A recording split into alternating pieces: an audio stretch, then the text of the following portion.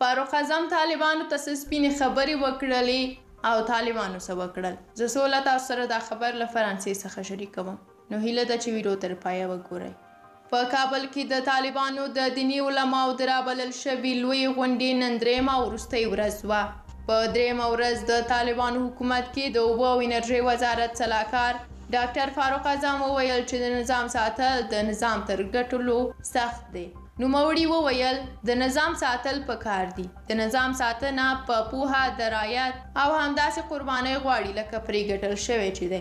د غونډې یو بل ویناوال عبدالمتین حسیني وویل چې د ولس د معنوي خدمت سربیره د دوی مادي پرمختګ ته هم باید پام وشي. په هره برخه کې متخصصین وروزل شي او په بیلابیلو برخو کې یې له وړتیاوو ګټه واخیستله شي. د وویل هغه ملت پیاوړی دی چې غښتلي متخصصین او علم ولري. په کابل کې د طالبانو د دیني عالمانو د رابلل شوي لویې غونډې په وروستۍ ورځ پرېکړه لیک کې ویلي دي چې د طالبانو د حکومت پر ضد وسلوال مخالفت بغاوت دی، دفع کول یې پر امارت او ولس واجب دی. د دیني عالمانو په نننۍ پرېکړه لیک کې چې 11 مادې لري ویل شوي دي چې موږ د امارت له مشر ملا هیبت الله اخندزاده سره خپل بیعت یو ځل بیا تجدیدوو او په کلکه یې ملاتړ کوو. نوموړی مو د امیر په حیث منلی او منو یې.